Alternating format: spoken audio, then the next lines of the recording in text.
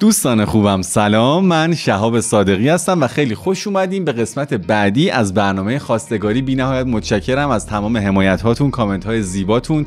امیدوارم که این برنامه هم برای شما لذت بخش باشه و ببینید و لذت ببرید. سلام فرشته، سلام محمد، خیلی خوش اومدید. سلام آقا شهاب، سلام عرض میکنم خدمت مهمان برنامه‌تون.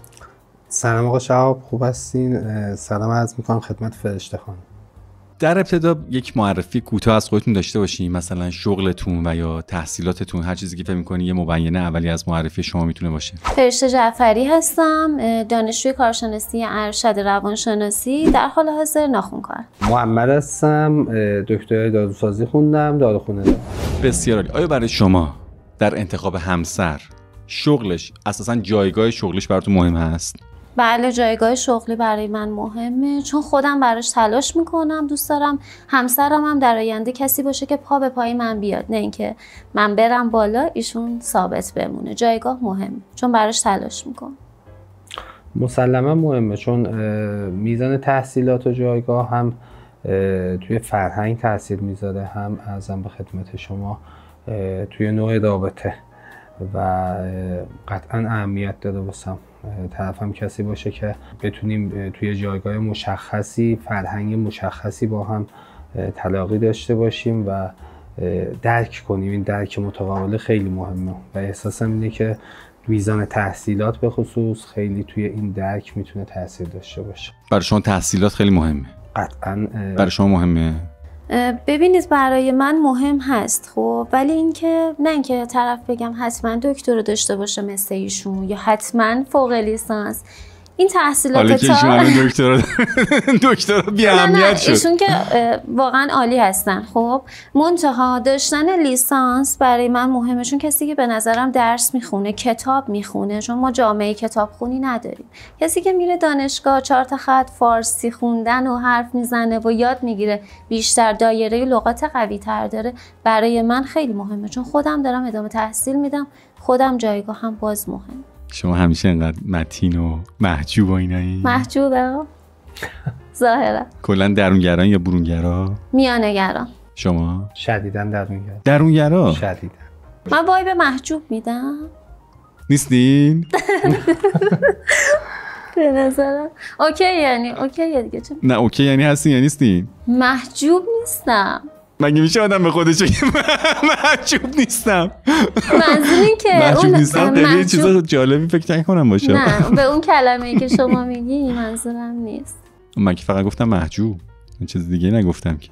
محجوب و حیا کلا تو ایران یه مدل دیگه تعریف شده. شما تعریفتون چیه؟ یعنی شما خودتون چه مدلی که میگی محجوب نیستم؟ محجوب و با حیایی، خجالتی تعریف شده به نظر من، که این تعریف کاملا اشتباهیه. محجوب و با حیا درستش به نظر من داشتن خط قرمزها برای زندگیه و این دیسیپلینی که توی زندگیت رعایت میکنی. شما فهمیدین آخه محجوب نیستم که یعنی خط قرمزی ندارین؟ دیسیپلین ندارین؟ که از نظر ما ایرانی ها، خب، تا الان به خاطر حالا نوع فرهنگی که داشتیم، نمیگم غلط یا درستش، ولی محجوب و با حیایی که تو ذهنیت تمام آدمای حالا با فرهنگ ما هست، اینه که یک دختر کاملا خجالتی که صداش در نمیاد. نه، من اینجوری نیستم، من کاملا صحبت میکنم، به جا صدام در میاد، شلوغم، اوکیم، ولی خب بستگی به جا داره، واقعا بستگی به جا. شما میپسندین که همسرتون این گونه باشن یا آنگونه باشن؟ قطعا از نظر من یه خانم دقیقا تو جاش باید بلد باشه داد بزنه، صداشو بالا ببره و خطرناک به موقعش هم. نه اصلا بحث فقط رابطه نیست، بحث جامعه کردیم دیگه، گفتیم در مورد جامعه محجوب صحبت کردیم. خب یه جایی باید بتونه بلند حرف بزنه، نترسه. خیلی تو خیابون مزاحم میشن، خیلی جای دیگه، میدونین چی میگم، یه جایی باید حقش رو بتونه بگیره، بانک میره، یه سازمان دولتی میره، هر جایی. خب شما این گونه هستین که حقتون رو بگیرین و داد بزنین و اینا؟ بله بله بله. و یه جایی باید احترام حفظ بشه. من معتقدم در بدترین اشتباهات هم، البته این آقا و خانم نداره، یک انسان حق نداره با والدینش بد حرف بزنه، با صدای بلند حرف بزنه، حتی اگر حق با خودش نباشه. محجوب از نظر من کسیه که به جاش لحن صداش آروم باشه و به وقتش هم صداش بالا بره. خب شیطنت‌های خاص خودشو داشته باشه، خنده‌های خاص خودشو داشته باشه. چه اشکالی داره یه دختر بخنده؟ چه اشکالی داره یه دختر شیطون باشه؟ چه اشکالی داره یه دختر لب جدول خیابون راه بره؟ مگه کسی گفته اشکال داره که شما نهیش میکنی؟ بله دقیقا همین چیزی که گفتن توی لفظ محجوب تو جامعه ما. بله. عذرخواهی میکنم، شما چند سالتونه؟ من 36. فکر کنم قدیما اینجوری بوده، الان بعید میدونم کسی رو جدول را بهش بگن که شما بدی، مثلا بخنده بگم بدی. زمان ما شاید اینجوری بود، من خودم عرض میکنم. هنوز ما بین آدمایی زندگی میکنیم که 50 60 70 سالشونه و توی این جامعه حضور دارن و بالاخره حالا یا نسبت فامیلی دارن یا همسایه‌ان یا دوستن یا آشنان و قطعا میدونین همچین آدمای متعجلی که تو سالهای به قول معروف گذشته هنوز زندگی میکنن همیشه به خودشون اجازه میدن که نظر بدن. بفرمایید که شما چند سالتونه؟ 32 سال است. آیا شما رنج سنی به خصوصی برای انتخاب همسر دارین یا نه؟ نه اون ببینید رنج سنی کوچیک‌تر بزرگتر خیلی اهمیت نداره، البته تا حدی. اگر 2-3 سال کوچیک‌تر باشه باز مشکل نداره، ممکنه ایشون به خاطر سختیایی که کشیده به خاطر تجربه که داره واقعا پخته باشه، اندازه یه مرد 35 ساله بتونه متوجه بشه. شما براتون مهمه؟ قطعا. تصور کنین یک اختلاف سنی فاحش اولا به اختلاف سلایق و علایق منجر میشه از نظر من، چون به خصوص ما تو جامعه زندگی میکنیم که نسل‌های مختلف هم کاملا مختلف بودن با هم، دهه‌های مختلف کاملا با هم متفاوت بودن و در ضمن خیلی راحت خودمونی بهتون بگم یه آقا یا دختر خانم 18 ساله بیشتر دوست داره تو شهر بازی وقتشو بگذرونه، یه آقای مثلا 35 ساله یا یه خانم 35 ساله دوست داره شاید توی کافه وقتشو بگذرونه.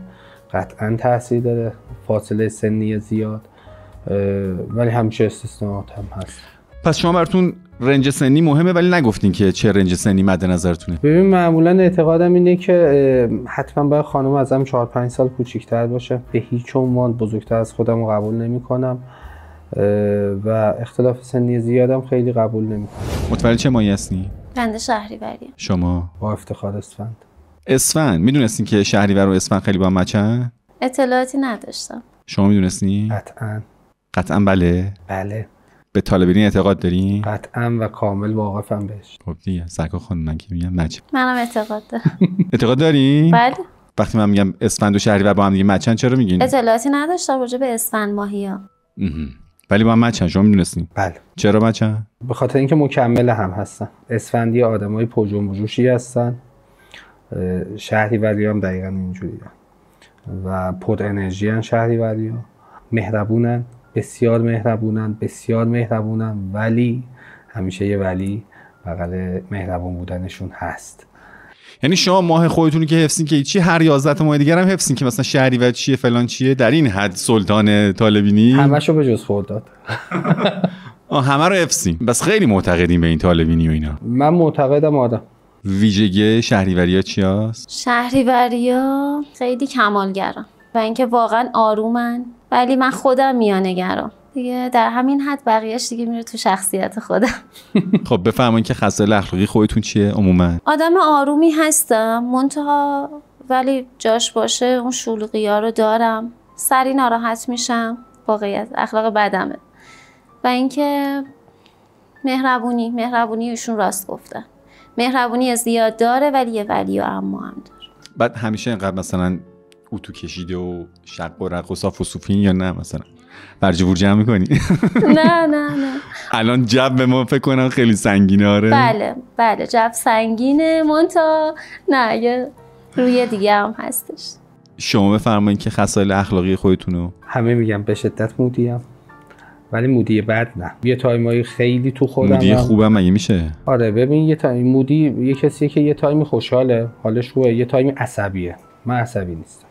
من یه تایمایی خیلی تو خودمم و یه تایمایی خیلی شیطونم، بیش از اندازه شیطونم در حد یک. خب محمد جان که همه اینجوریه. خب همه بعضی وقتا تو خودشونن شیطونن فلان. کسی که نیست حی تک فقط شیطون باشه. فاصله اون شیطونی تا اون تو خودم بودم من گاهم مثلا در حد 2 ثانیه است.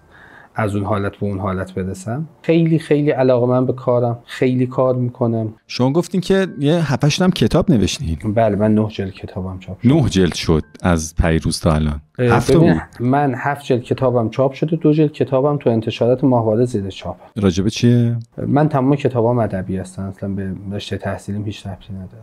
یعنی شعر میگی؟ من شاعر هستم بله. بنابراین شما خیلی هم احتمالاً از روحیات لطیفی برخوردارین، شاعری و فلان و 9 تا کتاب و نه شعرها همه چیز دعوا مثلا الا ایوال دهنت سرویس دعوایی. شعرهای شما خوندنیه. یعنی چه به شدت دعوایی هستن؟ میگم مودی. شما اولش هم گفتی که من دوست دارم خانومم داد بزنه. شما کلا فکر کنم تو کار دعوایی. ورزشکارم هستین؟ بوکسور؟ نه رزمی نه ولی حرفه‌ای تیراندازی میکنم.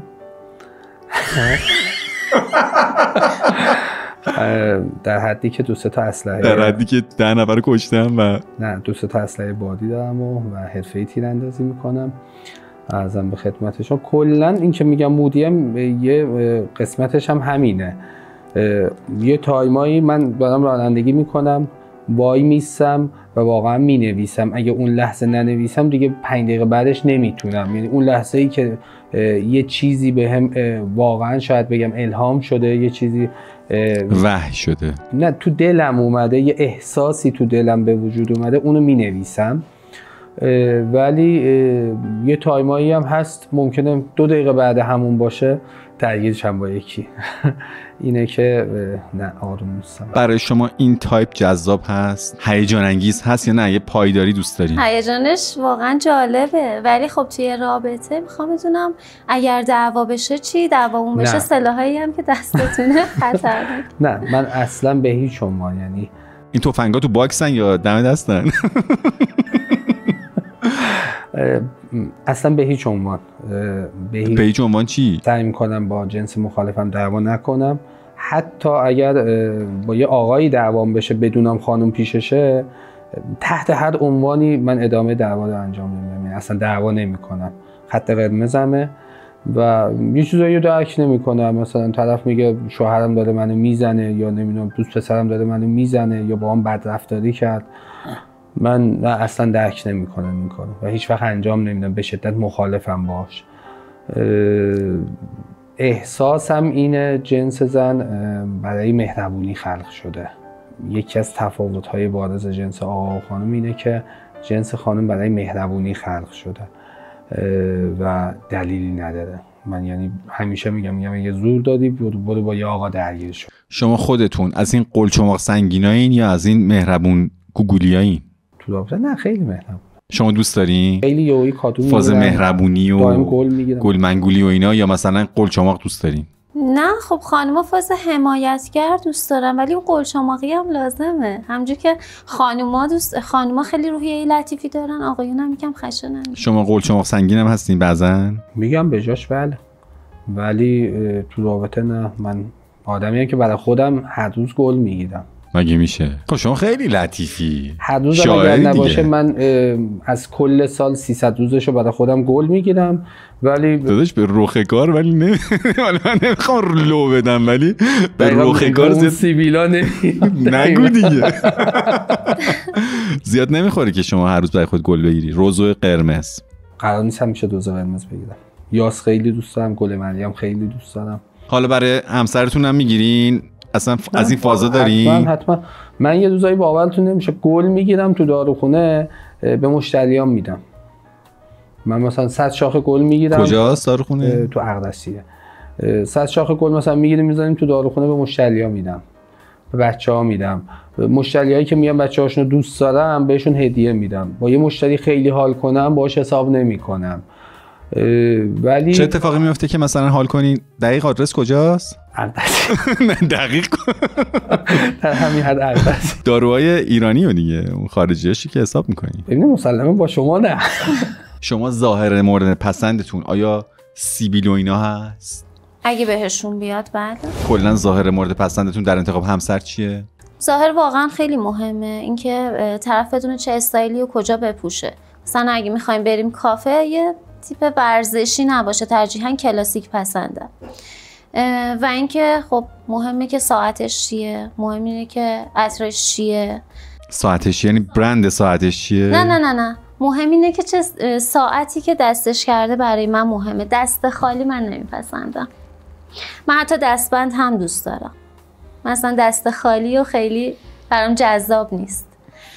و اینکه خب کفش به هر حال خیلی اهمیت داره دیگه. بعد از این هم میره روی صدا، تون صدای طرف خیلی برام مهمه.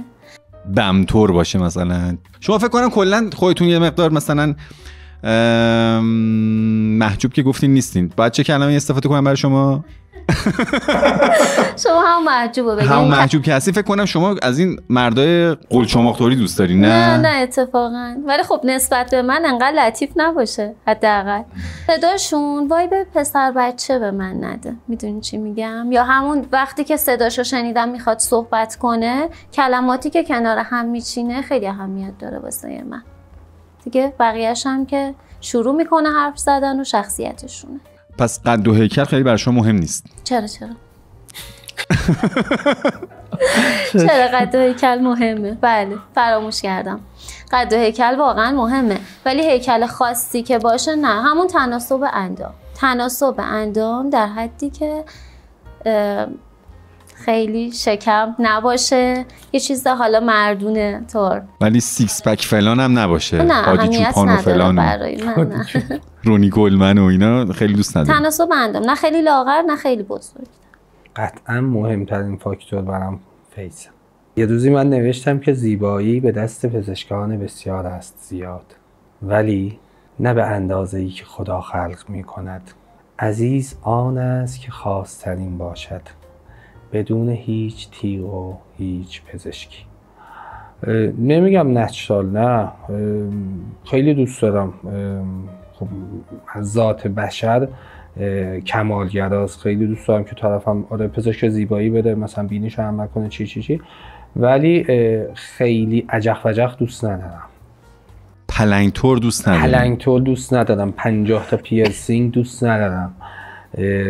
کل بدن تتو باشه دوست. من عاشق تتو هم، ولی کل بدن تتو باشه دوست ندارم. نه. شما دوست دارین من پارتنر؟ من به شغلم نمیتونم تتو. شما دوست دارین همسرتون تتو پیرسینگ و این اصلا اهل چیزا هستین؟ بودن دوست دارم. بله. خودتون هم دارین؟ خودم نه ممکنه داشته باشم در آینده. شما ولی ممکن نیست. شما برای چی میگین برای شغلم؟ مگه کسی مثلا فلان جای شما رو میبینه؟ وزارت ارشاد برای نویسنده. وزارت ارشاد ببخشید شما لباساتو که در نه، ولی اگه یه موقعی ببینه مجوز نویسندگی ایراد میگیره بهش. از کجا میخواد ببینه وزارت ارشاد مثلا سینه شما؟ تصادف کردی رفتی بیمارستان. همون لحظه که وزارت ارشاد اونجا نیست که. توی استخر عمومی میری یه عکسی فیلمی چیزی ازت بیرون میاد. محدودیتایی که بالاخره هست. قدش واسم خیلی مهمه. قد خیلی کوتاه و خیلی بلند دوست ندارم. عذرخواهی میکنم، قد خودتون چنده؟ 180 سم. ببین وزن برام خیلی مهمه. با لاغر شاید بتونم کنار بیام، ولی با آدمای چاق ذاتا نمیتونم کنار بیام. ولی در کل ترجیح اینه که تناسب اندام داشته باشم. هیکل ورزشکاری خیلی واسم مهمه. خیلی خیلی دوست دارم که طرفم هیکل ورزشکاری داشته باشه.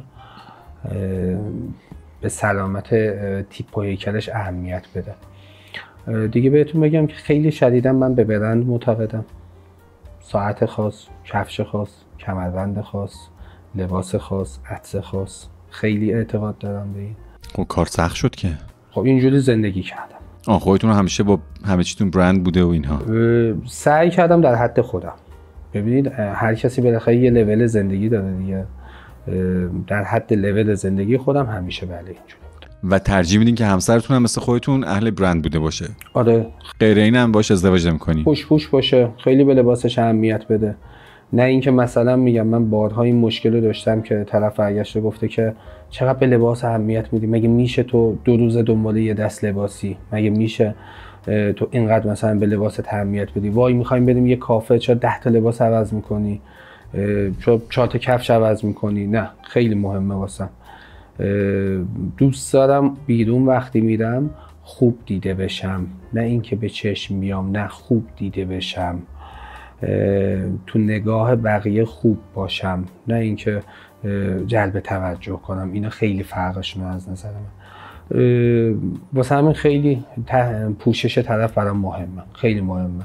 برند بودن واقعا چه اهمیتی داره وقتی که حالا اون لباس زیبا باشه و با کیفیت اصلا؟ قطعاً یک لباس خوب اعتقاد من اینه که برندش هم. خب بفرمایید که در دیدار اول به جهت آشنایی برای ازدواج چه فاکتورهایی براتون خیلی های اهمیته؟ واقعیتش تو دیدار اول من معمولا نگاه میکنم ببینم فاکتورهایی که یه آداب و معاشرت ساده نیاز داره طرف داره یا نه. نحوه غذا خوردنش برای من واقعا مهمه، نحوه صحبت کردنش مهمه، سلام کردنش مهمه و چیزهایی که قرار بوده توی خانواده و مدرسه و چیزهای اصولی و پایه که یاد بگیره طرف. چون به نظرم قرار نیست اینا رو من یادشون بدم و آدما سخت تغییر میکنن. همین فقط غذا خوردنش برای شما مهمه؟ نه خب دیگه گفتم بهتون چیزهای پایه‌ای، یعنی غذا خوردنش، یعنی طرز سلام کردنش، خداحافظی کردنش، همراه بودن، اصلا بگم قدم زدنش توی سالن مثلا کافه داره میره سرویس بهداشتی من ببینم چه جوری صندلیو میکشه پا میشه میره بیاد. همه اینا اوکی باشه، همه اینا اگر اوکی باشه فیسش خوب نباشه مهم نیست. نه خب ظاهرا گفتم اول برنامه اهمیت داره واقعا. سکا خانم برای اینکه آدم بره سرویس مگه صندلی رو جور خاصی عقب جلو میکنه که به چشم شما میاد که این صندلی رو چیکار کرد؟ از راه رفتن طرف، اینکه مثلا بی‌اعتماد به نفس بخواد راه بره یا داره راه میره برمیگرده میز بغلی رو نگاه میکنه. برای شما مهمه؟ بله مهمه. نگاهش کجاست؟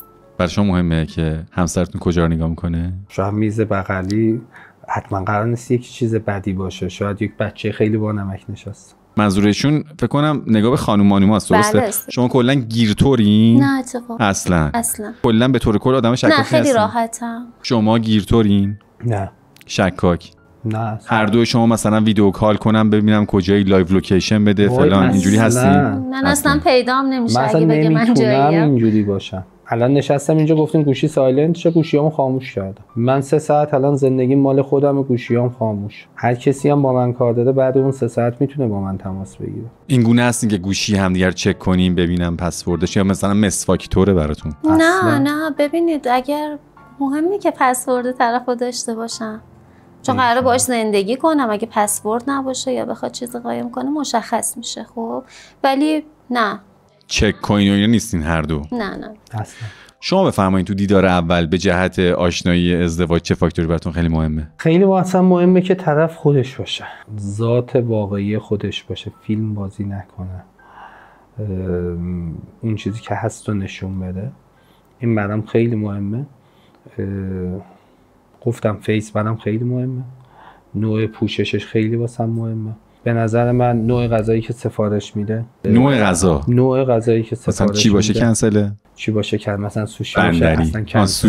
سوشی باشه کاملا کنسل. چرا؟ حالا که شاید دریایی باز باشه. من سوشی دوست دارم. شر شد. نه مثال گفتم سوشی. مثال که من مثال واقعی پرسیدم دیگه. مثال واقعی من پاتوقم دژاووئه که سوشیاش حرف نداره. گرفتی ما رو؟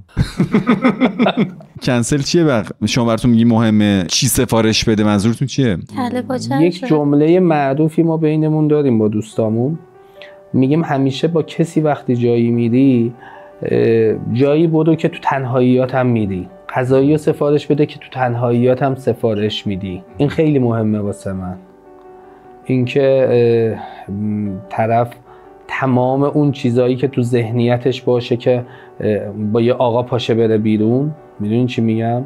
همه اون جایی که خودش نمیتونه بره تصورش. منظورتون اینه که غذا گرون و اینا فلان اگر که قبلا خودش خورده با منم بخوره. منظورتون اینه؟ خب یه شفاف‌تر بگینم بد نیست، هر زمانی که خود صریح‌تر بگینم بهتره. گفتم خود واقعیش باشه. طرف میبینی مثلا یه عمر داره بندری میخوره، باش قرار میذاری میگه که فلان رستوران دریایی مثلا، تمام نه همه ها، بعضی اینجوریان، تمام اون چیزایی که تو زندگی تو خونه باباش نداشته رو انتظار داری که پسر واسش فراهم کنه. من خوشم نمیاد همچین آدمی، برام قطعاً کنسله. شما کلا معتقدین که هزینه تو رابطه با کیه؟ هزینه من معتقدم که با آقاست، تا جایی که به شعورش توهین نشه. یه چیزایی وظیفه است تو رابطه، ولی از حد که بگذره نادان خیال بد کنه. شما معتقدین که هزینه با آقاست یا خیر؟ 100% با آقاست. تا زمانی که به شعورش توهین بشه نشه فرقی نمیکنه کلا. منظورشون نمیفهمم از این مطلب، ولی هزینه با آقا باید قدرتمندتر از من باشه قطعا، وگرنه من پول اون سوشی رو دارم برم خودم بخورم. منظورشون اینه که این حس رو من نکنم که دارم مورد سوء استفاده قرار میگیرم که اگر ایشون قبلا بندری خورده الان سوشی بخوره. بله شب میری رستوران تو میشینی غذا تو میخوری، میای میگیری شب بخیر شب بخیر بوس ماچه میخوابی، صبح پا میشی بهت پیام میده که آره من وقت آرایشگاه دارم یه 20 میلیون بزن به حسابم. چرا؟ شما تجربه داشتین؟ قطعا که همچین حس بدی رو دارم. طرف پول جلوبندی ماشینش از من میخواست. آقا خانوم مگه درگیر جلوبندیه؟ آره ماشین داشت، خدا شاهد. فرداش به من پیام داد که آره عزیزم من ماشینم خراب شده بعد ببرم جلوبندی ساز. خب شما معتقدین که هزینه مشترک با آقا، آیا هزینه شخصی میفرمایید که با آقا؟ ببخشید عذر میخوام، اینجا یه دیوار حائلم بذاریم ما به بعد ازدواج و قبل ازدواج خیلی فرق میکنه. خب بعد ازدواج که مسلما همش با شماست. آره این بحث. ولی تو روابط منتهی به ازدواج شما میفهمید که بعد یه بالانسی برقرار شه، اینگونه نیستش که همه هزینه‌های تو جلوبندی و عقب بندی اینا همش با من. بله طرف باباش گفته بود بینی تو عمل نکن، بعد ازدواج خونه شوهرت عمل می‌کنی. خب شما مقدار فکر کنم تجربه عجیب و غریبی دارین. شما دیدگاهتون چیه سکا خانم؟ ببینید بستگی به توقعات ایشون هم داره دیگه. وقتی که ایشون توقع داشته باشه یک خانم حالا فوق‌العاده مثلا لاکچری، من خودم ناخونکارم، من نمیتونم اون هزینه‌های هنگفتو بدم.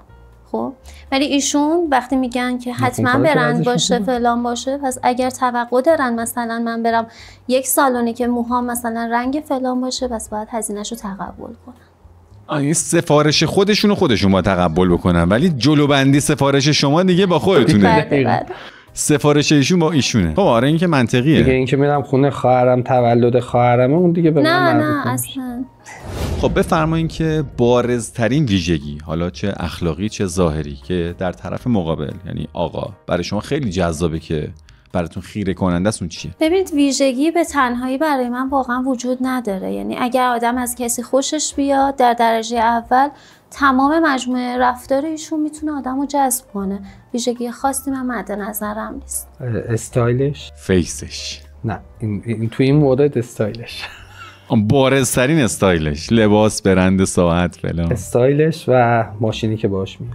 ماشینی که باهاش میاد برای شما بارزترین ویژگیه که برای شما مهمه در طرف مقابل که شما را جذب می‌کند. ماشین طرفه واقعا؟ باریکلا. چرا آخه؟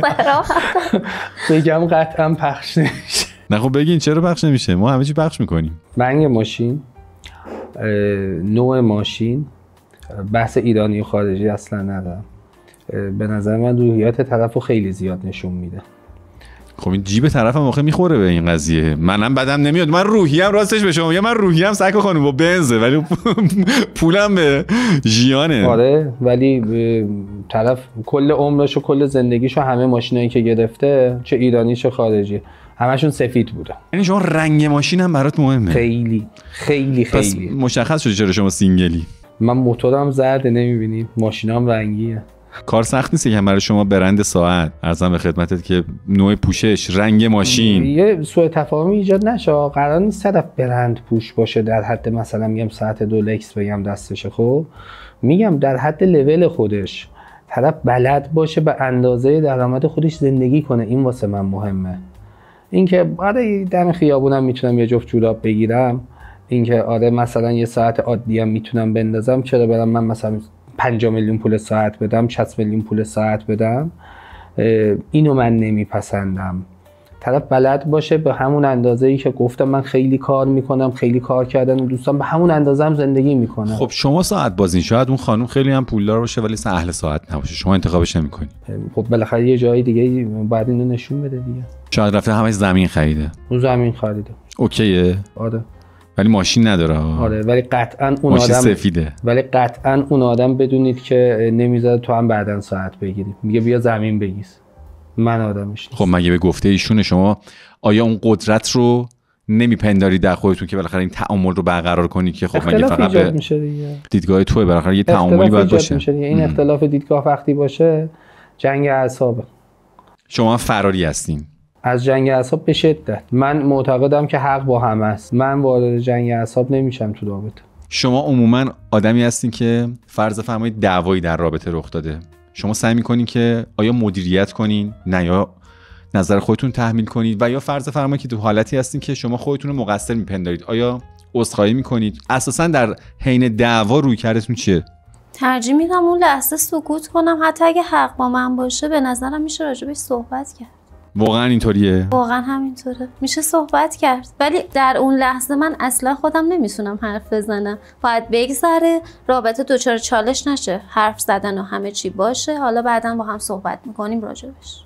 بعد جواب تلفن هم نمیدین؟ نه جواب ببینید اگر که بگم که منو تنها بذار، بله جواب تلفن اصلا نمیدم، ولی نه میگم همونطوری که رابطه بود میگذره، حالا شاید یه ذره رفتار تغییر کنه ولی چیزی که نباید کم بشه به نظر من. نه اصلا نمیتونم با این اخلاق کنار جواب تلفن ندادن، تنها باشم. بعدن من با بعدن مشکل دارم. الان چرا بعدن؟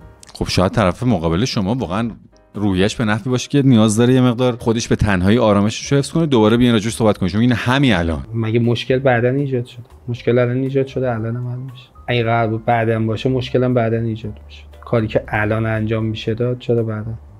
تو چایی الان ریختی که الان بخوری، بعدن چایی رو الان ریختی چه ربطی داره به اینکه الان دعوا شده؟ خب آفرین، حرفی که الان زدی همون چایی است، حرفی که الان زدی که دعوا شده همین الان همون چایی است. حالا رویکرد شما چیه در دعوا؟ داد بیداد کنین، عقب نشین بکنین، مدیریت بکنین؟ ببین بگم داد و بیداد کن نیستم، بعداً باید به یه جماعتی جواب پس بدم. ولی نه داد و بیداد کن نیستم واقعا، تا یه جایی که واقعا از لجبازی بیش از حد خسته بشم، مثل جواب ندادن. خب 10 بار زنگ میزنی، 15 بار زنگ میزنی، 20 بار زنگ میزنی، هم میبینه جواب نمیده، این عصبی میکنه. مثال زنگ زدم میگم پیش اومده شما مثلا 20 بار زنگ بزنین؟ نشمردم ولی آره. خب وقتی 3 بار زنگ میزنی جواب نمیده، چرا مثلا 7 بار زنگ میزنی؟ شاید چون نگرانش میشم.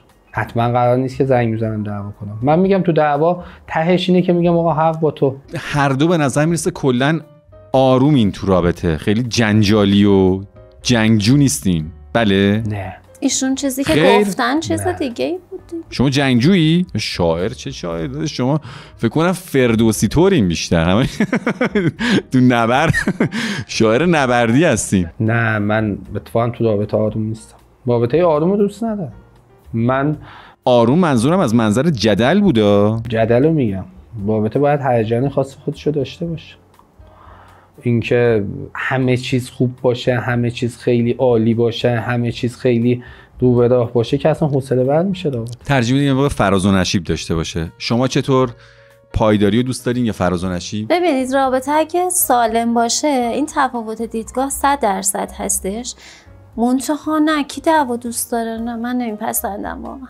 خب شما که فکر کنم منظورتون دعوا نیست که. نه دعوا نه، فراز و نشیب. من تو دعوا معتقدم حق با طرف. من میگم حق با تو، شاید بخوابه. تمام. بله منظورشون دعوا نبود، چون کسی که دعوا دوست نداره. کلا تو رابطه هیجان رو دوست دارم، بالا و پایین رو دوست دارم و دعوا دوست ندارم، ولی معتقدم رابطه‌ای که توش دعوا نباشه از اول داستان مشکل داره.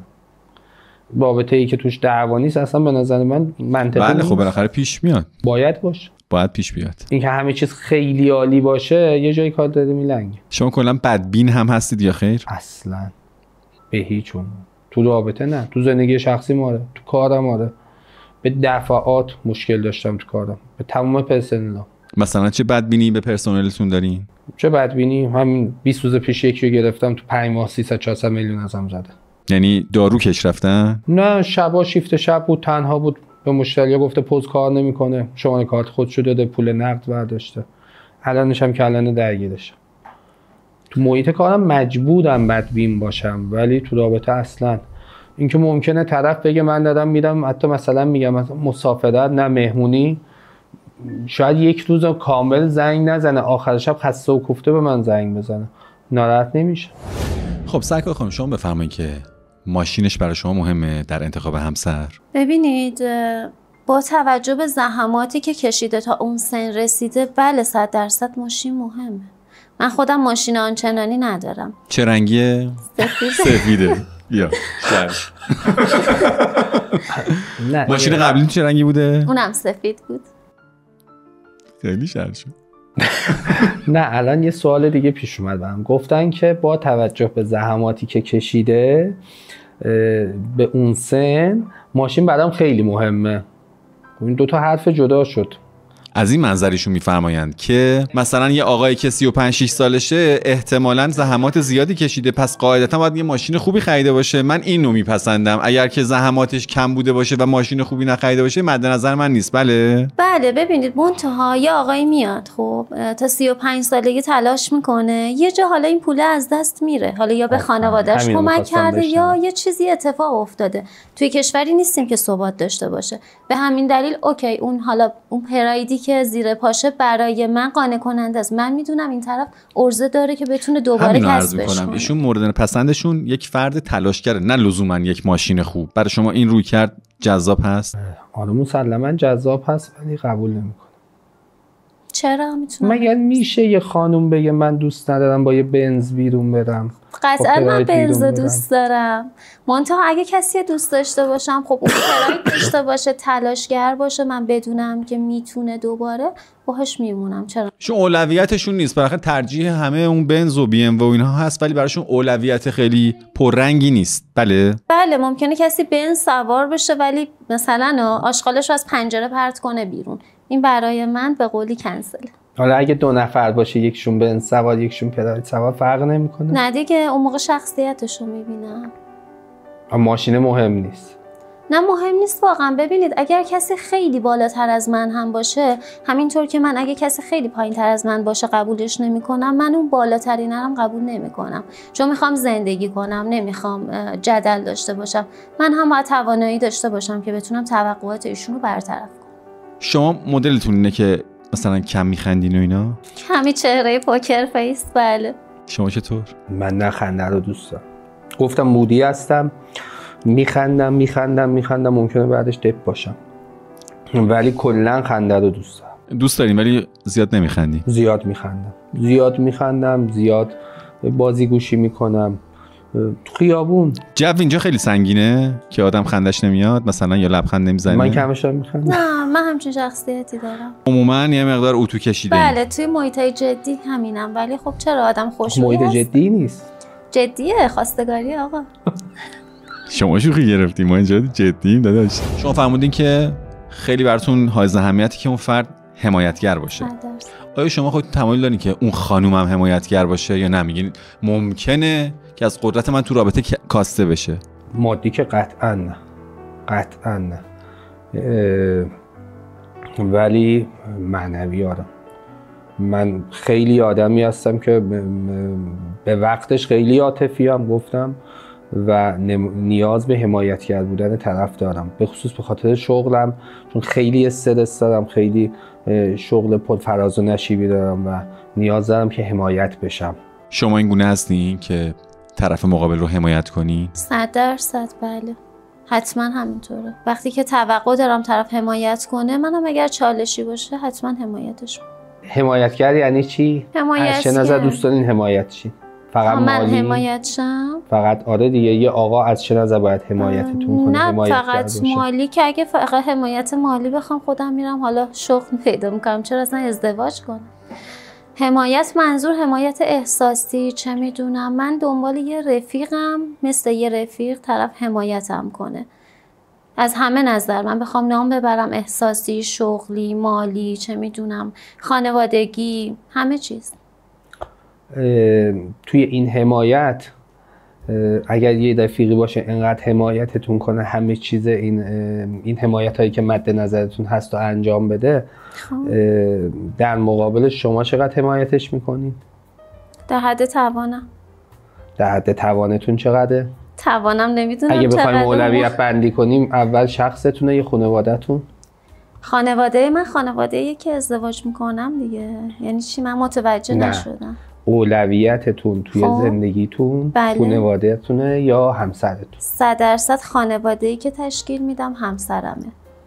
همونطور که مادرم همسرش اولویتش بود. شما خودتون نفر اول زندگیتون بعد از ازدواج همسرتون یا خانواده قبلی؟ من خب خیلی سال تنها زندگی میکنم. من اصلا خانوادتا یه جوری هستیم که مستقل زندگی میکنیم. بابام میگه تا یه جایی وقتی بزرگ شدین دیگه باید مستقل باشی. تصور بفرمایید که دعوایی رخ داده بین همسرتون و مادرتون، شما طرف کی هستی؟ هیچ وقت اتفاق نمیفته چون مادر من هیچ وقت توی این بحث وارد نمیشه، ولی اگر اتفاق بیفته قطعا طرف اونی که حق باشه. شما؟ ممکنه حق با 2 نفر باشه، صحبت‌ها رو میشنوم و طرف جانبداری ندارم. من هر دوی شما طرف حق هستین؟ 100% من بله. خانواده طرف مقابل برای شما چقدر مهمه؟ فرض فرمایید اون فرد رو پسندیدین به جهت ازدواج، اما خانواده‌اش مورد پسند شما به هر دلیل نیست. آیا انتخابتون اینه که نه این خودش خوبه و همینو میخوام، یا نه این ممکنه از خانواده تاثیرپذیر باشه و ردش میکنین؟ خانواده خیلی مهمه، 100% مهمه. منتها یه سری استثناء هم هست. خب آدما 2 تا روش انتخاب میکنن دیگه، یا شبیه خانوادهشون میشن یا میفهمن که خانوادهشون حالا خیلی هم مناسب نیست، برخلافش خودشون رو اصلاح میکنن. این اصلاح مهمه و اگر عاشق طرف باشم چرا که نه. من نه، خانواده خیلی مهمه واسم. حالا به قول ایشون شاید طرف خودش رو اصلاح کرده باشه، ولی وقتی تو ازدواج میکنی یک عمر باید با اون خانواده در رفت آمد باشی، بری بیای. خانواده خیلی واسم مهمه و اعتقادم اینه که توی یک رابطه‌ای که به ازدواج بخواد ختم بشه، بعد از اینکه خود طرف رو شناختم حتما باید خانواده‌شو بشناسم، با خانواده‌اش مراوده داشته باشم، چون خیلی زندگی‌ها سر همین پاشیده هستن. شما به اصالت و فرهنگ و شعور چقدر پایبند هستین؟ بیش از حد. و فکر می‌کنین که ذاتیه یا اکتسابی؟ نه ببینین، اصالت یه چیز به نظر من ذاتیه. شعور چطور؟ شعور اکتسابیه. شما نظرتون چیه؟ واقعا مهمه بله. ژنتیک نصفش هم اکتسابیه. هر دوی شما تقریبا فکر می‌کنین میزانش اکتسابیه، میزانش ذاتیه؟ نه ببینید، به نظر من اصالت که کاملا ازم خدمت شما ذاتیه. طرف باید اصالت خانوادگیشو داشته باشه و برای شما خیلی حائز اهمیته. خیلی مهمه برام. پس کار شما اساسا خیلی سخته. شما چرا سینگلین؟ به همین دلایل که نه بزرگترین نه اتفاقا نه، بزرگترین مشکل من تو رابطه همین چیزی بود که خودم گفتم، بیش از حد کار میکنم. خیلی کارم رو دوست دارم و تو بیشتر رابطه‌هایی که وارد شدم سر همین موضوع به اختلاف خوردم. اولویت بندیتون به این نحوه که کار اولویت اوله؟ ببینید آخه کار من یه جوری که مجبورم باشم، نمیشه نباشم. میدونین چی میگم؟ بعد مثل کار پزشکان نیست مطب رو تعطیل میکنه میذاره بده. خب برام میتونی یه اولویت بندی بکنی که مدیریتی بین رابطه و کارم رخ بده. به خاطر همین تو رابطه برام خیلی مهمه که طرف محدودیت زمانی نداشته باشه. این برام خیلی مهمه. خیلی افرادی هستن که میگن من 5-6 عصر به بعد اصلا نمیتونم بیرون بیام. اوج تایم کاریه منه. خب اصلا کنسل از همون اول. ما 2 تا نفر اصلا نمیتونیم با هم تو رابطه باشیم. ولی زمان خیلی برام مهمه، تایم خیلی برام مهمه. من هر شب، چون یه آدمی هستم که خستگی ناپذیرم، من خیلی کار میکنم، شب دیر وقت شاید برسم خونه ولی فیلممو میبینم، میرم بیرون قدممو میزنم، کافمو میرم شبا و دوستم اون شخصی که با من اوکی شده، اون شخصی که عرضم به خدمت شما با من قصد ازدواج داره و تو آشنایی هست، بتونه همپای من باشه تو این داستان.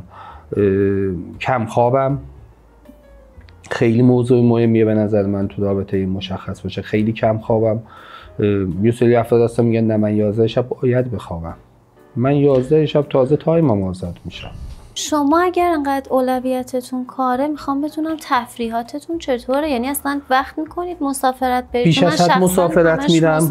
بیش از حد مسافرت میرم. حتما هر ماه برنامه مسافرت دارم.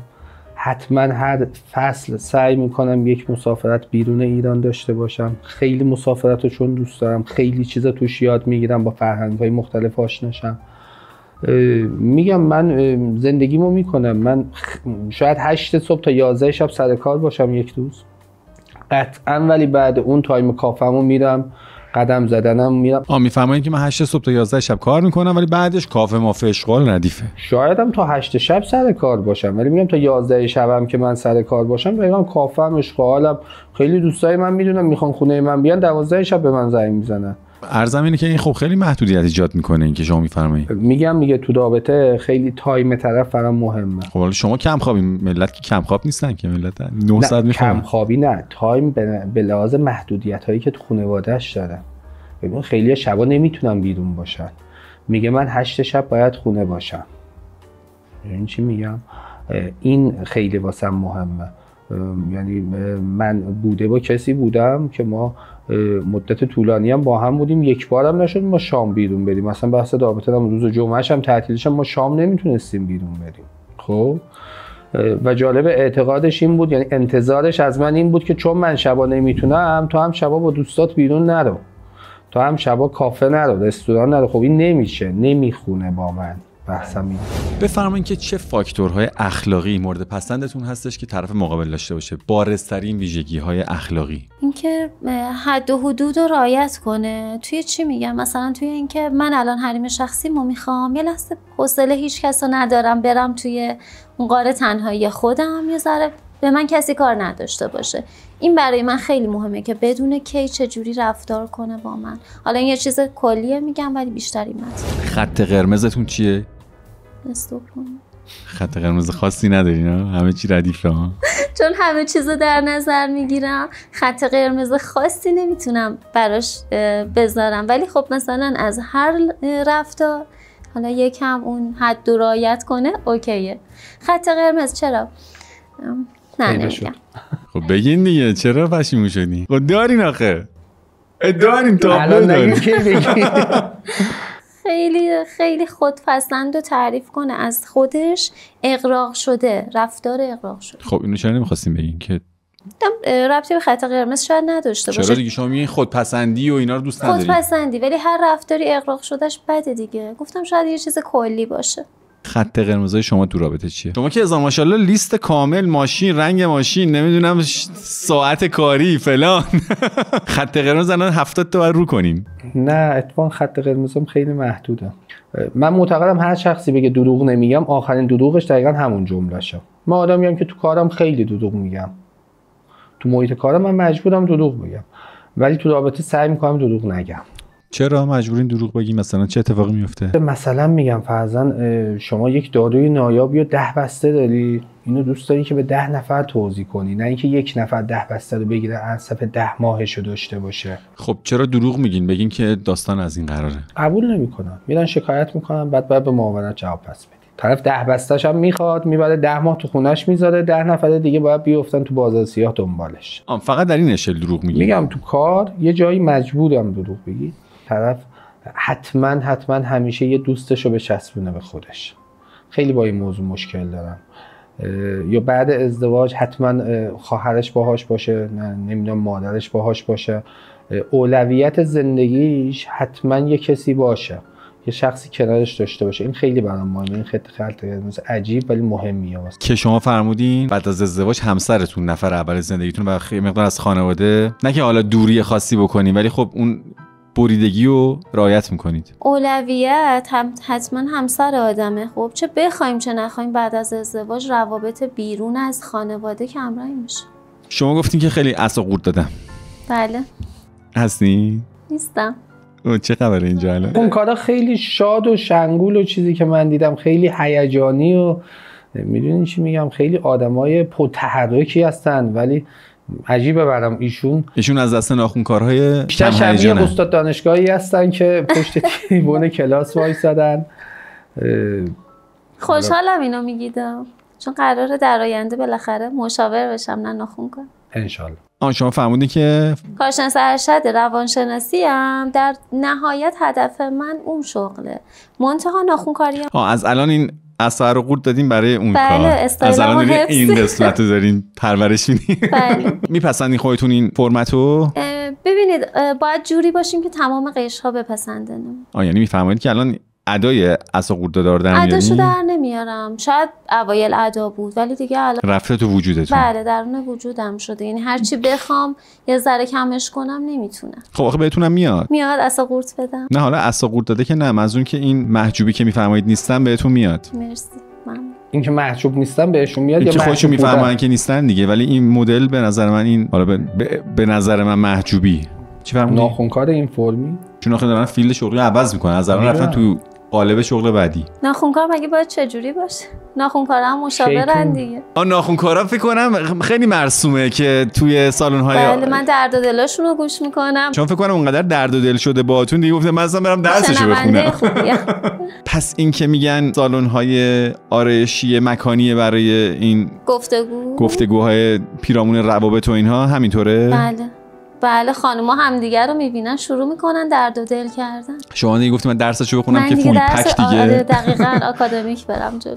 بفرمایید که عاشقیت رو ترجیح میدین یا دوست داشتن؟ عشق یک بار اتفاق میفته دیگه تکرار نمیشه واقعیتش. حالا اگر اون یک باری که اتفاق افتاد به هم رسیدیم که چه عالی، اگر نبود دوست داشتن فوق العاده قشنگه. این که خیلی زیبا بود ولی چه ارتباطی به سوال من داشت؟ شما ترجیحتون عاشقیت یا دوست داشتن؟ دوست داشتن. شما؟ میگه که یک بار عاشق شدم نشده، الان ترجیحم دوست داشتنه. اینو گفتین؟ بعد گفتم فهمید. آقا باریکلا، تو چجوری فهمیدی؟ آقا خانوم سکا خانوم کار شما سخت میشه دیگه. میگه ایشون تو فرزاد میره، چجوری فهمیدی؟ چرا ما نفهمیدیم؟ نه ترجیحاً دوست داشتن به این جهت که خب خیلی قشنگتره. توی دوست داشتن آدما خیلی همدیگه رو اذیت نمیکنن. شما مقدار ثبات دوست دارین، خیلی فراز و فرود دوست ندارین. کسی به خاطر عشقش، عاشقا خودخواهن به نظر من، نظر شخصیمه. دوست داشتن چیزیه که به نظرم دو طرفه است قشنگتر. ولی شما به لحاظ این هنر و شعر و فلان عاشق سنگینین، بله عشقو به دوست داشتن ترجیح میدین؟ اینجا یه بچه تمایزی هست بین عاشقی که تو ذهن شماست ببخشید با عاشقی که تو ذهن منه. خب بیشتر اونایی که ادعای عاشقی میکنن یا حرف از عشق میزنن با دوست داشتن دارن اشتباه میگیرن. عاشقیو دوست داشتم و عشق خیلی فرق میکنه. خب منم عرضم همینه دیگه. نه ترجیح خودم اینه که یک نفر رو دوست داشته باشم به خاطر خودم. چون اگر عاشق بشم به هر دلیلی، اگر یک روزی هر اتفاقی بیفته که نشه، منم که اذیت میشم. پس ترجیح میدم دوست. شما بین عاشقیت و دوست داشتن رو انتخاب میکنین چون که خیلی نمیخواین از خودگذشتگی و رها شدن. ببین از خودگذشتگی هست تا بی نهایت دیگه. شما فرض کنید سوال من اینه، یک چتر نجاته، خودتون یا طرف مقابلتون؟ بغلش میکنم با هم میپره. حالا اگه نشه دیگه چتر زیاد وزن نتونید تحمل کنید. چند کیلویی شما؟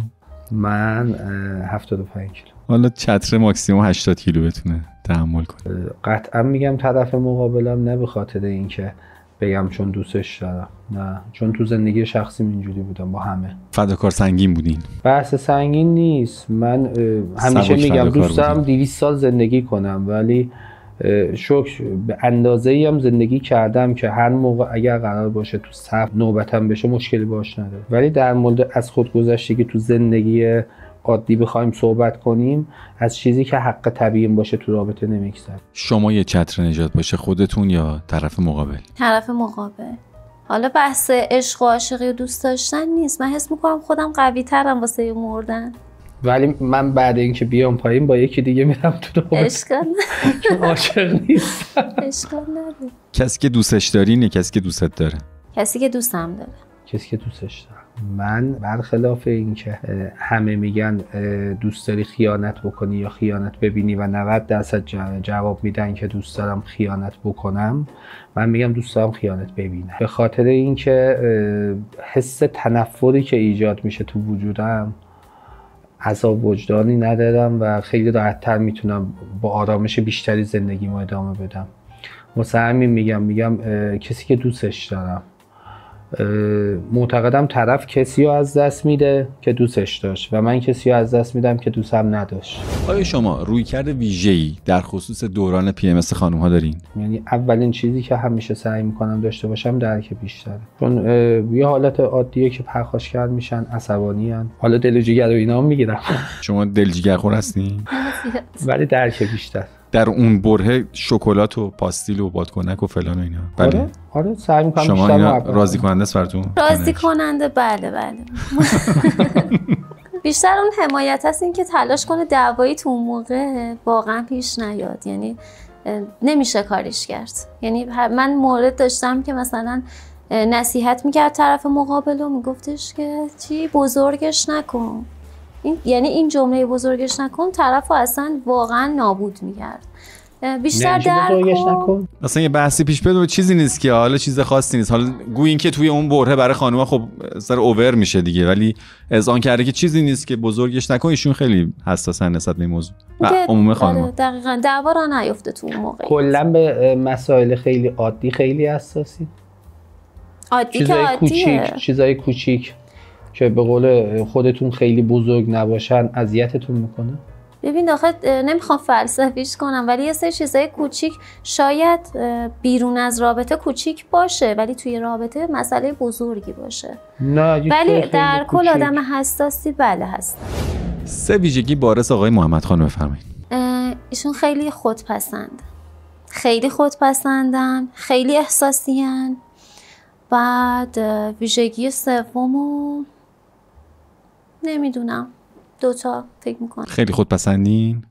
نه اصلا. چه اتفاقی افتاد که متصورین که ایشون خیلی خودپسندن؟ مجموعاً یا یه اتفاق خاصی افتاد تو این یه ساعت؟ صحبتاشون دیگه، اینکه خیلی بیشتر من دارن حس میکنم چیزی که من دیدم، این باعث شد حس کنم که آره من دارین؟ من نه تو رابطه اینجوری نیستم اتفاقا. من بیشتر دوست دارم اونی که کنارمه خیلی عالی باشه و خیلی کامل باشه. این گونه هستین که تلاش کنین که حالا همسرتون یا طرف مقابلتون خیلی رشد بکنن، حتی از شما بالاتر بزنن؟ قطعا.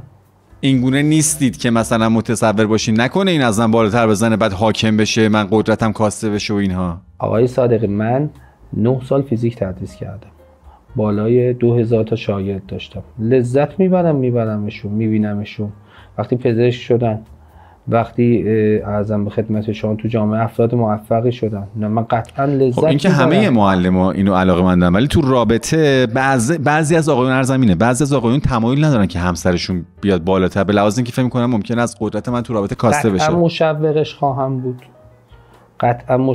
خواهم بود و قطعا اگر نخواد به قول معروف تو مسیر موفقیتی که تو مسیر تحصیلی که ادامه میداد ادامه بده، قطعا مخالفت میکنم. نه من اتفاقا دوست دارم طرفم خیلی پیشرفت کنه. میگم بیشتر از اینکه من خود پسند باشم دگر پسندم. یه اتفاق خیلی ساده ای بود دیگه، دم در یه اتفاقی بین من و شما افتاد، یه موضوع خیلی ساده ای بود، درسته؟ نه چه اتفاقی؟ در مورد جا پارک. خب در طول 2000 بار برای من اتفاق میفته. آدم خودپسند میگه به من چه، درسته؟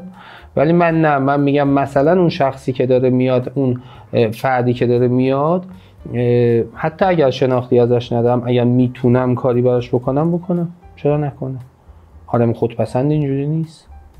بعید میدونم اون ارتباط داشته باشین که شما برای من جا پارک نگه داشتین، یعنی که شما آدم خودپسندی نیستین؟ آره، آدم خودپسند اتو کشیده، عصاقوت داده به قول شما، میگه که به من چه، شخصیت خودم رو من چرا پایین بیارم، مثلا ادعاش اینه ها، یا مثلا میگم مگه من پاکبانم جا پاک نگه دارم. میدونین چی میگم؟ من نه اینجوری نیستم. خیلی شما آدم با مرامی هستین؟ خیلی خاکیم. خب اینکه حالا شما خاکی و با مرام هستین، آیا ارتباطی به خودپسندی هم داره؟ اصلا با هم در تعامل هستن؟ آدم خودپسند آره بی‌مرامه میفرمایید؟ نه نمیگم بی‌مرامه، میگم خاکی نیست. آدم خودپسند سعی میکنه همش با کسایی مراوده داشته باشه از خودش بالاتر باشن یا حداقل در حد خودش باشن. خب من همیشه معتقدم تمام دوستای من که با من در ارتباطن، من از همشون پایین‌ترم، با اینکه شاید هم واقعیت نداشته باشم. من نه خودپسند. خب الان شما فهمیدین که خودپسند کسیه که دوست داره همه ازش بالاتر باشن و خودتون هم میفهمید که من معتقدم که اصلا پایین‌ترم. خب این که شد خودپسند که؟ نه میگم کسی که خودپسنده وقتی با یک نفر وارد رابطه دوستی میشه، حتی با یه پسر، همش تو فکر اینه که طرف یا یه پله از من بالاتر باشه چون خودشو خیلی بالا میبینه، خب که باهاش بره تو رابطه رفاقت، یا در حد خودش ببینه. من اینجوری نیستم. من دوستی دارم الان که تحصیلاتش دیپلمه، نه دوستی دارم که اوضاع مالی خیلی بدی داره، خب ولی از خودم خیلی بالاتر میبینمش. در نهایت شما میفهمید که من اصلا خودپسند نیستم. نه خودپسند، مغرور هستم، خودپسند نیستم. مغرور هستید اما خودپسند نیستید. بله.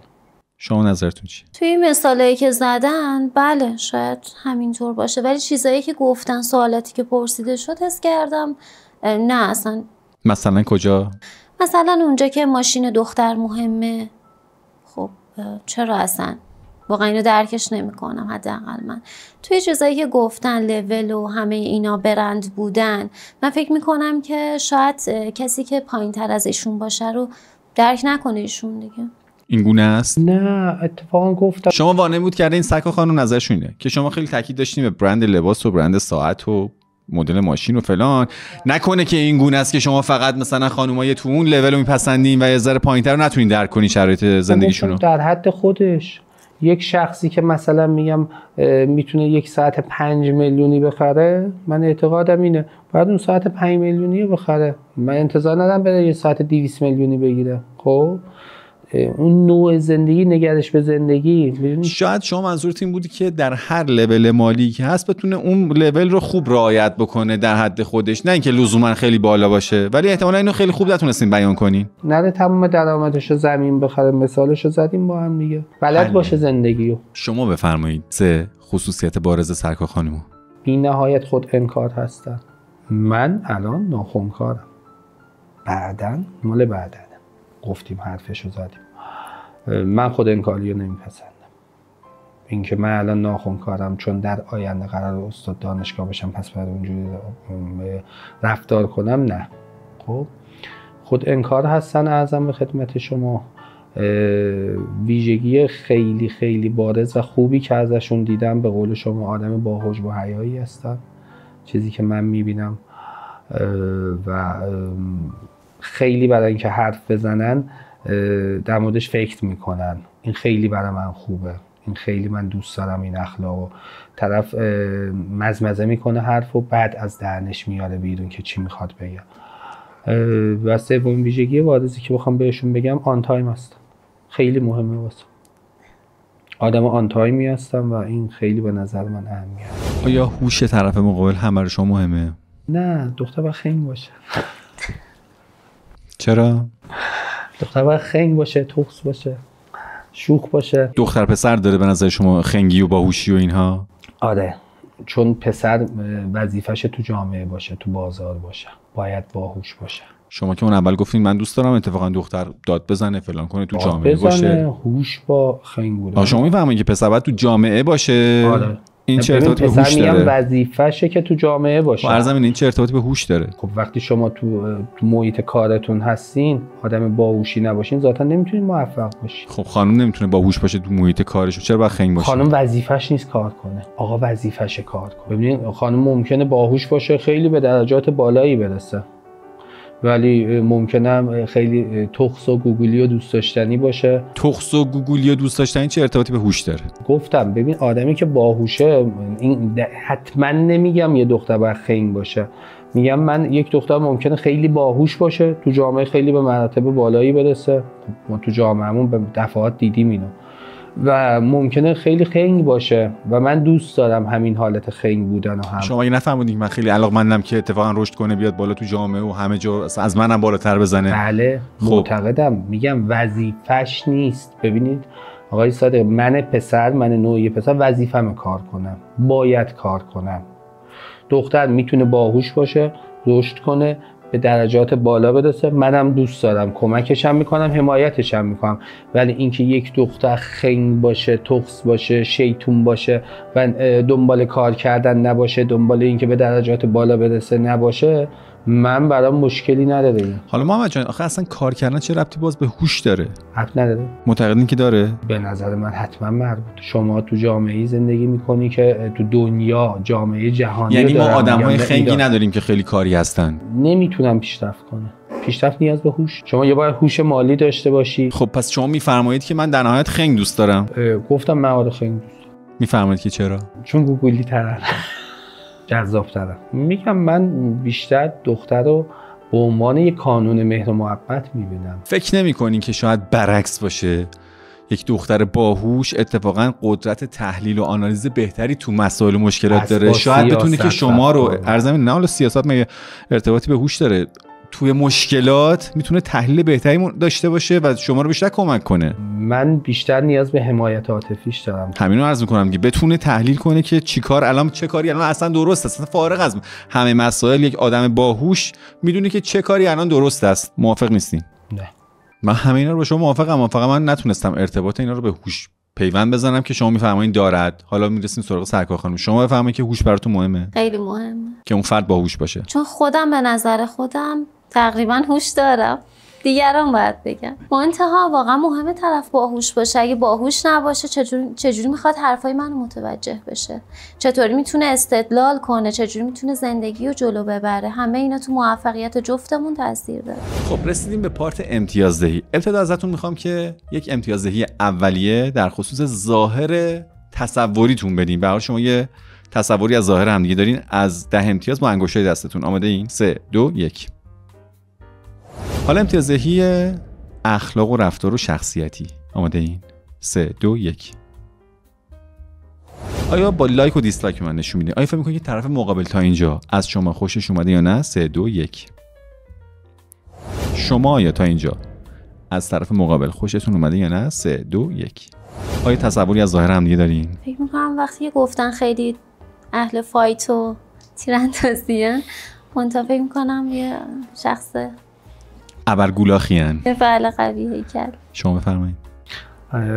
معتقدم 60 کیلو هستم و دوست دارم که جواب بدن درست میگم یا 58. معتقدم 60 کیلو هستن. سایز پاشون 37 یا 36. جواب نمیدید؟ بله 37. عرضم به خدمت شما. فیس کوچیکی دارم. کلا به لحاظ جثه خیلی قوی هیکل نیستن. گوگل دوست داشتنی هن. او دیگه لو رفت 37 دیگه معلومه دیگه. فکر کردی خیلی زرنگی شما دیگه. کسی که پاش 37 دیگه حتما قوی الهیکل که 37 نمیشه. 37 نشون بدم قدش 195. به ندرت. نه دیگه 1 در میلیون میشه. شما زرنگی. الان من فهمیدم شما از اون زرنگا یه 37 رو میگیری دیگه تا تهش میری ها. الان از 37 میشه قدم در آورد. نگفتم 37. نه حالا 37 تو شانسی انداختم بهت بگم. من الان میتونم به شما بگم. من قدشو بگم. بفرما. شما میگی یا من بگم؟ حدس بزنیم جفتمون. من میگم 37 بین 168 تا 172. من میگم زیر 162. نه 168 تا 172. من میگم 158 تا 162. چندین حالا گفتین به من قدتونو؟ قدمو بله. گفتین به من؟ کی گفتین؟ میخوام بگم آخه 37 که 170 نمیشه که. 39 میشه 170. چرا اینطور نیست؟ بله. حالا من خیلی هم بلد نیستم همینجوری. شما بهتر بلدین.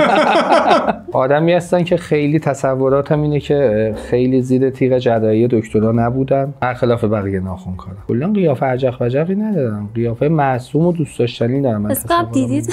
ولی شما مشکوک آمیز دارین میگین. نه مشکوک آمیز، آخه حرفاشون مشخصه، تیپ شخصیتیشون. ببین مثلا یه شخصی که داره میگه من دوست دارم استاد دانشگاه بشم، قطعا اون آدمی نیست که 10 سی سی ژل تزریق کرده باشه، 20 سی سی نمیدونم بوتاکس تزریق کرده باشه. اصلا مشخصه از تزریق. و شما فهمیدید که این تایپ مورد پسند شما هست. بله. رسیدیم به هیجان انگیزترین قسمت برنامه، جایی که دیگه پرده رو برداشتیم و فرشته خانم و آقای محمد خان قراره که برای اولین بار همدیگه رو ببینن با شمارش 3 2 1 من. 3 2 1. سلام. خوشبخت. مرسی، خوشبختم. منم همینطور، ممنونم. خیلی درست حد زدم. خیلی درست حد زدیم. با منم ست کردی. بکنم قبلا همون شناخته بودیم. میگم مثلا قبلا ما اینجا چت داشتیم. خب چیزی بودیم که من خودپسندم. شما من خودپسندی. نه الان لبخندتون به خودپسنده نمیخوره. نه من کلا آدم خودپسندی نیست. منم اصلا قورت دادم. نه خدایی نه، ولی اینجا خیلی دیسیپلین حفظ کرد. دیگه برنامه است. باشه. با همین صحبت جدیه. خواستگاریه. زنگ بزنم به بابا. زود.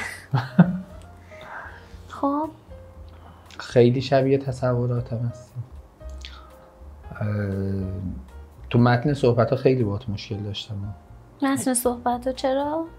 مثلا من رمز گوشیمو به هیچ کی نمیدم. مثلا من اگه به تفاهم برسیم شاید بگیرم. به من نمیدم. دیگه شما باید اون موقع تیر کمونتو بیاری. یعنی شما میفهمید که بعد از ازدواج من رمز گوشیمم نمیدم. نمیگیرم و نه حالا نمیگیرم که میل خودتونه، ولی نمیدم یه بحث دیگه است. نمیدم و نمیگیرم.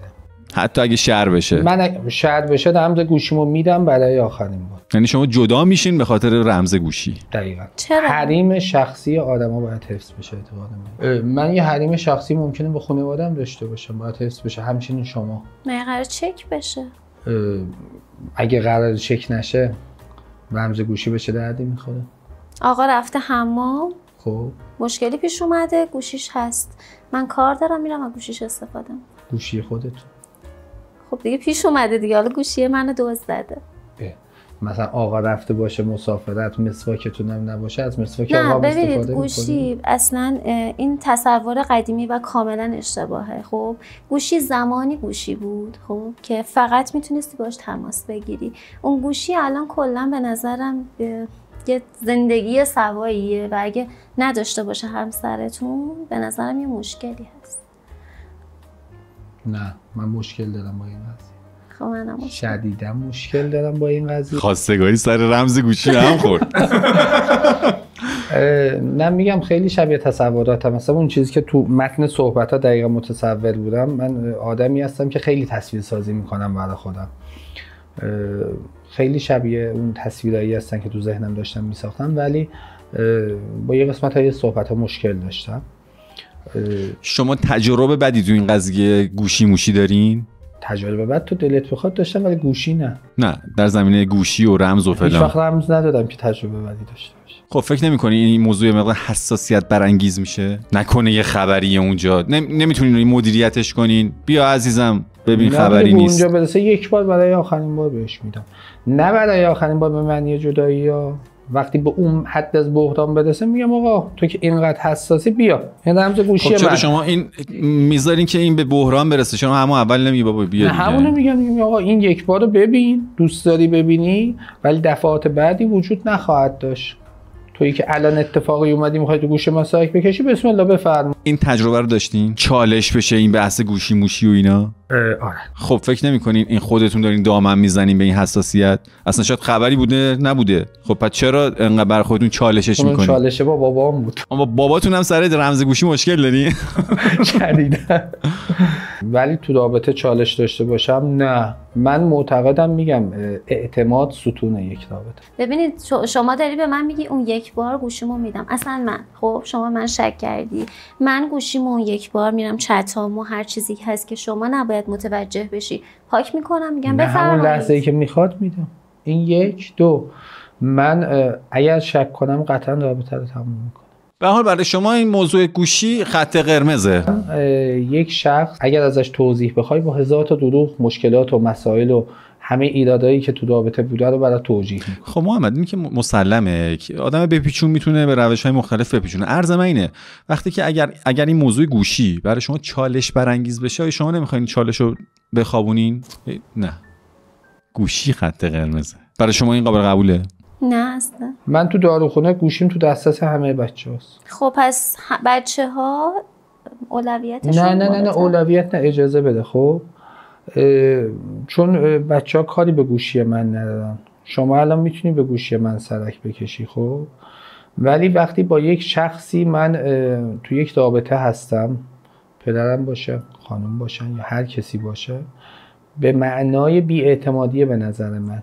شما میفهمین که من روحیه و شخصیت و رفتار و اخلاق و منشم به نحویه که شما میبایست من ایمان داشته باشی. اگه ایمانت از من کم شد مشکل از خودته و من با شما قطع رابطه میکنم. مشکل از منه، من نتونستم اعتمادشو جلب. خب منم از همینه دیگه. شما چرا اعتماد سازی میگی من نمیکنم؟ من همینی هم که هستم. من در طول رابطه باید بتونم اعتماد سازی کنم و ایشون ایمان به من داشته باشه. ناخونکاری ایرادش چیه که دنبال استاد دانشگاه بوده؟ ببین ناخونکاری مسیریه برای رسیدن به هدف من. ناخونکاری تو خیلی هم خوبه، خیلی قشنگه، توش پر از هنر، هر لاکی که میزنی واقعا لذت میبری. منتها هدف من چیز دیگه است. حالا استاد دانشگاهی اصلا نمیخوام استاد شم، ولی کلینیکال میخوام کار کنم. بله اجازه بده مخالفت کنم. چطور؟ یه روزی تنگ میشه دلت واسه ناخونکاریت. ناخونکاری جذابه ولی دیگه آدم باید به رویاهاش برسه. آیا شما با خودتون ازدواج میکنین؟ نه. چرا؟ به این دلیل که خب خیلی ناقصم من هنوز خیلی هنوز خیلی نقصان رفتاری اخلاقی دارم به نظر. خب اونو که همه دارن، چرا شما خودتون رو به بقیه پیشنهاد نمی‌کنید به جهت ازدواج؟ چرا باید پیشنهاد کنم وقتی خودم از نقصان و ایرادهای رفتاری خودم مطلع؟ مثلا چیا که به اندازه کافی نیست جهت ازدواج؟ طرف اگه لجباز باشه، من لجباز به توان دوام. من اگر قرار باشه از یکی دل بکنم، دل که نه، از زندگیش میکنم خیلی راحت. اذیت میشم و پدر خودم رو در میارم، آسیب میبینم، ولی میذارم میرم. خودم رو ازش میگیرم. در مورد همون موضوعی که داشتیم گفتم، خودم رو ازش میگیرم. نه، به نظر من خودم رو پیشنهاد نمیدم به بقیه. شما؟ بله خودم پیشنهاد. میفهمین که چرا؟ حس میکنم تجربیاتم نسبت به سنم توی زندگی به قدری بوده که بتونم درک کنم طرف مقابلمو. شما میپسندین طرف مقابلتون پر تجربه بوده باشه؟ اگر تجربه عاطفی زیاد داشته باشه نه. فکر نمی‌کنین ممکنه که به خودشناسی زیادی رسیده باشه یا رویکردتون چیه نسبت به این موضوع؟ نه، من اتفاقا از تجربه عاطفی زیاد برداشتم اینه که ببین روح آدم خسته میشه آقا شما. آسیب زیاد دیده. آسیب زیاد میبینه. ببین راحت بهت بگم آدم خسته میشه، خودش هم شاید متوجه نشه. ببین روح آسیب میبینه، لطمه میبینه، صدمه میبینه. هر دفعه انگار داره مثلا 5% لوباتی تر میشه. خدایی مگه الان همین زندگی عادی رو بگیم مثلا همون مثلا شور و حال 18 سالگیمون رو داریم؟ نه، چه برسه به این که تو مسیرم هی خسته شده باشی.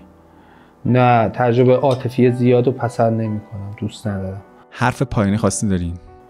نه چیزی نداره، فقط یه مسئله من منظورم از تجربیات رابطه عاطفی و اینا عاطفی نبود. تجربیات زندگی. منظور زندگی متوجه شدم. آره، کلی میخوام گفتم مثلا اگر بخواد این ادیت بشه طوری نشه که کامنت های بدی بگیره برای خب شما الان دارین میگین دیگه منظورتونه. اوکی. ما چیزی پشت صحنه نیستیم.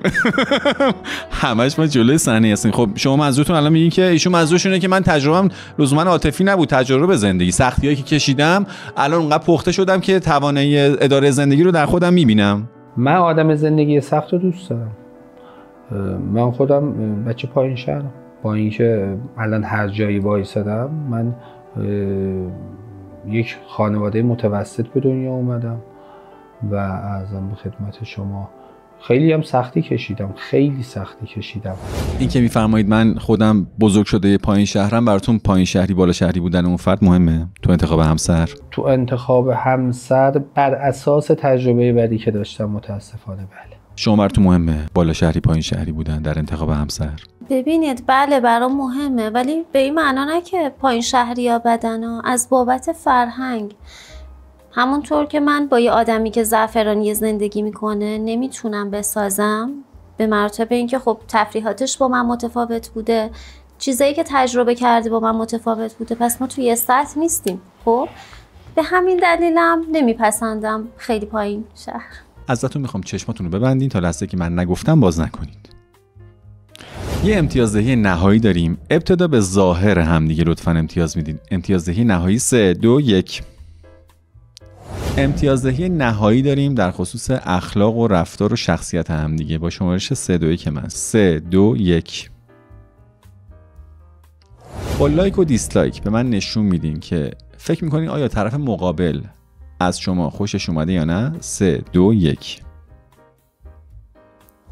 و رسیدیم به هیجان انگیزترین و جذابترین قسمت برنامه، جایی که از مهمونای محترمم میپرسم آیا به جهت آشنایی برای ازدواج تمایل دارن که دیدار دیگه با هم دیگه داشته باشن یا خیر.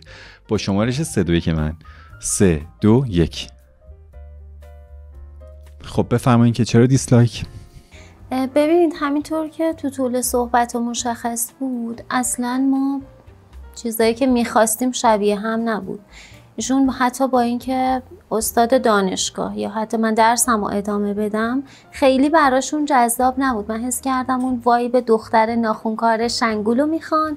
حالا این شنگول بودن من توی منزل جاهای دیگه هستش، ولی خب مدل من همین شکلیه. فکر میکنم که خیلی مناسب هم نیستیم، در صورتی که ایشون آقای خیلی خوبی هستن، خیلی با کمالات، ولی خب مهمه که چیزایی که میخوایم همون باشه. خب بفرمایید که چرا نه کلی بگم تایپ هم نبودیم، عقایدمون خیلی فرق داشت و همین باعث تنش میشه تو رابطه. این که میگم تایپ هم نبودیم، شاید ایشون خیلی خوب بودن من بد بودم، مثلا بحث این که کسی بد یا خوب ندارم، بحثم اینه که من همیشه میگم دو تا آدم خوب باید باز با هم سازگار باشن و احساس کردم آدمای سازگاری با هم نیستیم، چون هدفشون یه چیز دیگه ای بود و سبک زندگیشون حتی بر اساس حدسیاتی که میزدم احساس کردم خیلی فرق میکنه و نمیتونیم